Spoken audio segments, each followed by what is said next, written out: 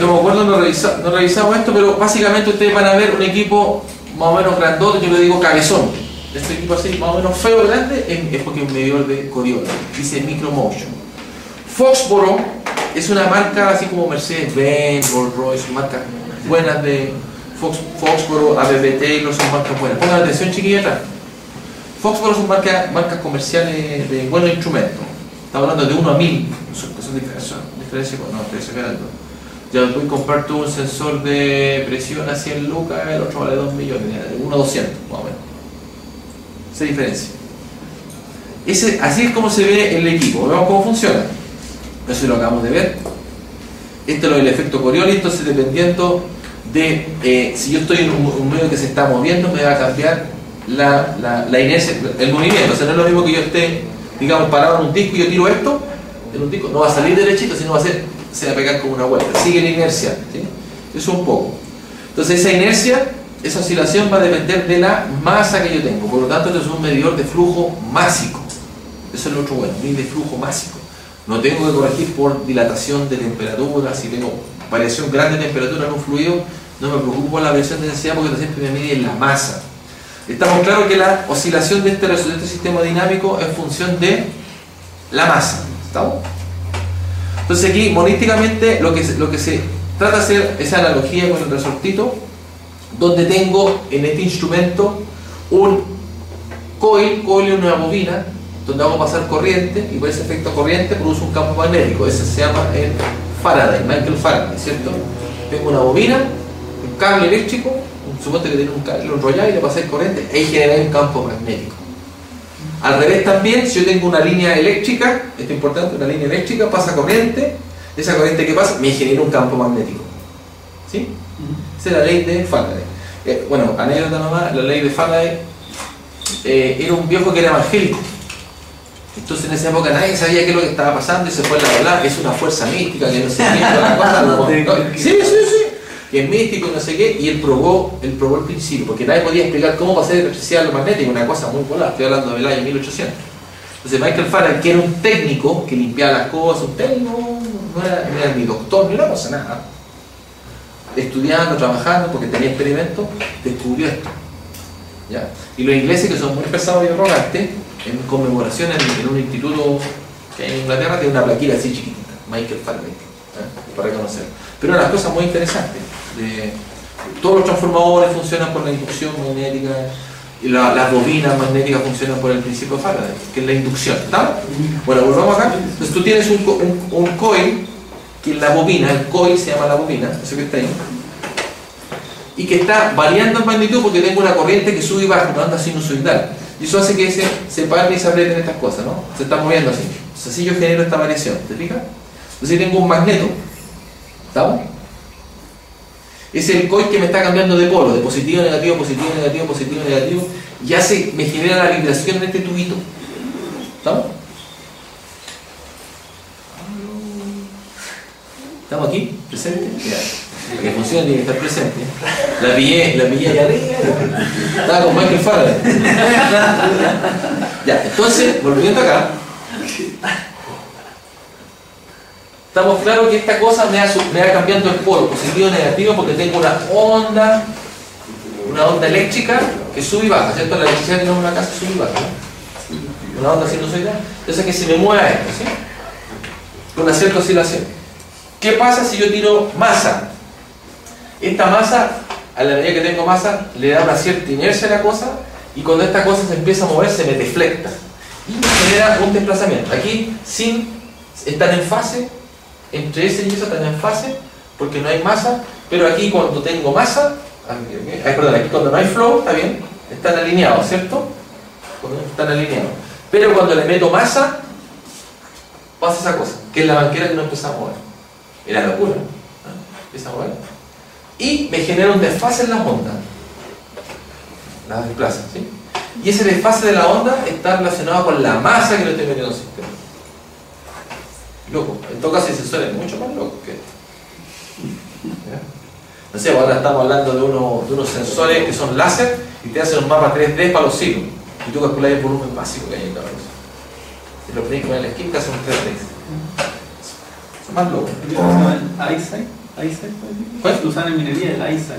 Creo que. Que lo usan para ver, no sé, en vez de estos viejos que están viendo todo el rato Sí. para ver el pasaje, no, este lo enchufaba el auto y saca la foto en tres dimensiones, un láser que recorría todo. No, pero te queda fijo en un sitio. Queda fijo, instalado un sensor. Te sacan siempre el 3D. No me acuerdo el nombre. No tan solo son los dos tubitos. También ahí está el mismo principio, pero con un solo tubo por dentro. Entonces te van a ver un Corioli, no tan solo esa que tiene esta manilla, también por dentro, pero la misma idea. Esto es más simple, es la manguera que sube y baja nada más y te cambia ¿cómo se llama? La frecuencia. No, perdón, no cambia la frecuencia, te cambia no la amplitud tampoco. El desfase de la onda. El desfase de la onda es la medida que tú pasas más masa. ¿Ya? Entonces es lo que uno mide, la diferencia de fase que está asociada a la masa. Punto 15% de accuracy. Accuracy es la exactitud. Y fíjense acá, rangeability excede 100 a 1. El ejercicio que ustedes hicieron, ¿cuál fue el flujo mínimo y máximo que les dio? ¿De la propia edificio? De 6.14, sí. ¿Y el máximo? 50 que era 50. Se está hablando de qué rangeabilidad? 50 sobre 6. Como 9, 8 ya. 8 y 9. Esa es la rangeabilidad, ¿cierto? 8 y 9. Este 100 a 1. Con una placa de edificios no lo pueden lograr. Entonces, ¿cuál es la ventaja de usar un sensor del Coriolis? Mayor rangeabilidad y es máximo. Mide el flujo máximo. ¿Estamos? Bueno, ahí estamos. Eso lo van a ver ustedes. Fíjense que siempre lo voy colocando inglés, español, para que vayan viendo un poco más lenguaje técnico, ¿no? Direct Mass Flow Measurement. Me dice, Direct Mass Flow Measurement unaffected by variation in fluid property. O sea, no depende de las propiedades del fluido. Que era el caso del rotámetro, que tenemos que tener una corrección. O la placa orificio en gases, que necesito medir presión y temperatura. Si yo estoy usando una placa orificio con gases y no mido presión y temperatura, está mal. ¿Estamos, no? La desventaja son caritos. $20.000. $20.000. Es caro. O sea, comparado $20.000 con una placa orificio que me puede salir $3.000. Eso. ¿Ya? Los tamaños, los más grandes son 6 pulgadas. ¿Qué otra cosa más? ¿Qué es esto? ¿Qué quiere decir esta? Pérdida de carga, tiene fricción, tiene roce. Esto, bulky, la palabra bulky. Bulky como bultoso. Esto es bulky, esto es muy bulky. Es un instrumento, mira, por ahí pasa el tubo y tenéis la tremenda oreja de elefante. A eso se refiere bulky. Son muy bulky. ¿Ya?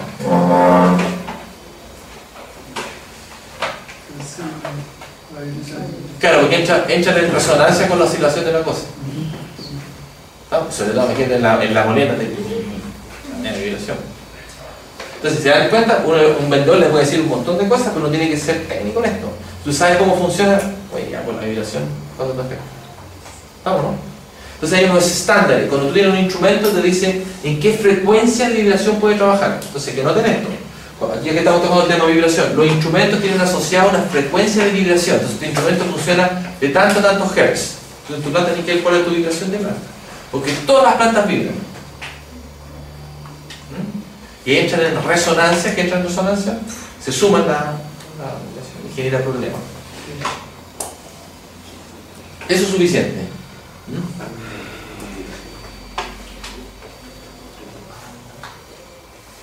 Listo, fíjense acá, vamos a dar un par de minutos, aquí vamos a colocarlo aquí en video. Vamos a hacer un video, los que no han salido. Antes, ¿a quién vamos a elegir que salga el video? A María José no, siempre sale. A ver, tú también salís, tú no salís. Sí, salí. Ya, Crispin. Crispin y ¿quién más? ¿Tú salió? ¿Quién no salió? ¿Tú no salió? ¿Sí? ¿Tú saliste? ¿Para que no tiene nada? ¿Sí? ¿Sí salió? ¿Saliste? ¿Tú ahí salió? ¿Sí?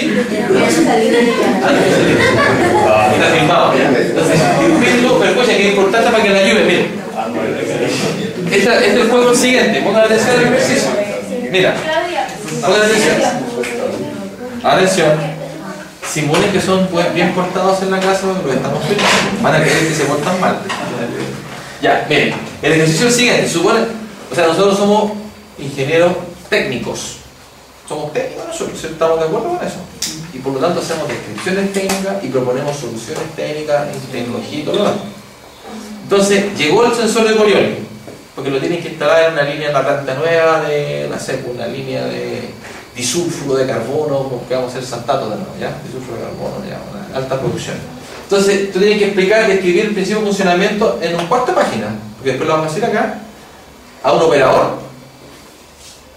¿Cómo le explicas a un operador cómo funciona oiga jefe, ¿cómo funciona el medidor de Coriolis?